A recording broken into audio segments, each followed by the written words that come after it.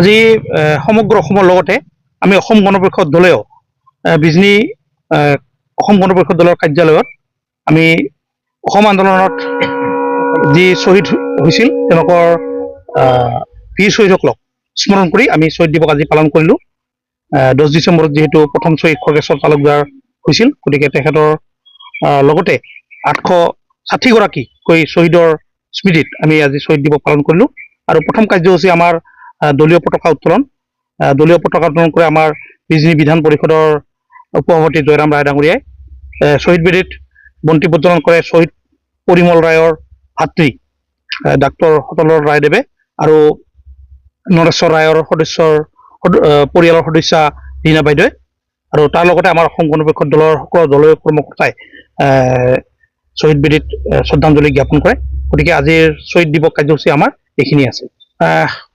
অসমৰ যিখন মিত্ৰজোঁটৰ চৰকাৰ বিজেপি এজিপি যিখন চৰকাৰ আছে, সেই চৰকাৰে উদ্যোগত গুৱাহাটীৰ বৰাগাঁৱত যি শ্বহীদ স্মাৰক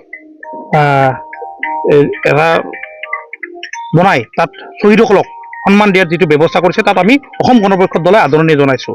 আৰু ইয়াতো আজি চিৰাং জিলাত বিজনী প্ৰশাসনে আজি চৰকাৰীভাৱে শ্বহীদ দিৱস উদযাপন কৰিছে। ইয়াত আমি ভাল পাইছোঁ যে আন্দোলনৰ সময়ত যিসকল বীৰ শ্বহীদে প্ৰাণ আহুতি দিলে তেওঁলোকৰ সন্মান জনোৱাৰ কাৰণে যি চৰকাৰে ব্যৱস্থা কৰিছে, সেই ক্ষেত্ৰত আমি নথৈ আনন্দিত হৈছোঁ।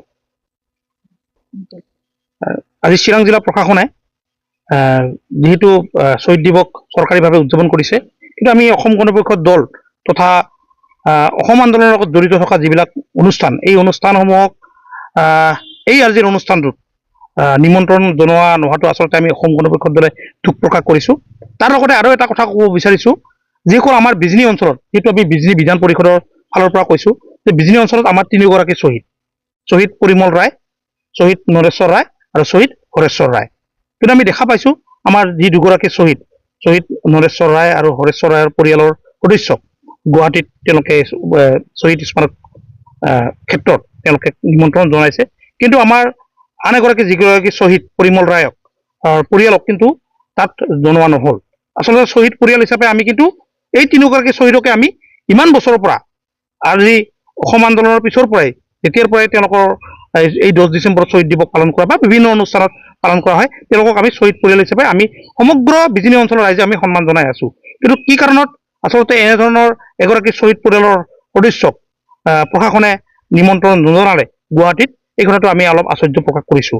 গতিকে এই ক্ষেত্ৰতো চৰকাৰে যিহেতু আমি শ্বহীদ পৰিয়াল হিচাপে আমি সমগ্ৰ অসমৰ মানুহে তেওঁলোকক আমি শ্ৰদ্ধা কৰোঁ, গতিকে তেওঁলোকৰ পৰিয়ালৰ সদস্যক যিগৰাকী বাদ পৰি গৈছে বা কি কাৰণত দিয়া হোৱা নাই, এই ক্ষেত্ৰত চৰকাৰে অনুসন্ধান কৰি তেওঁলোকক এই শ্বহীদ পৰিয়ালৰ যিটো সন্মান পাব লাগে, যিটো মৰ্যাদা পাব লাগে আমাৰ শ্বহীদ পৰিয়ালৰ সদস্য হিচাপে, গতিকে আমি বিজনী বিধান পৰিষদে এই বস্তুটো আমি দাবী কৰিছোঁ।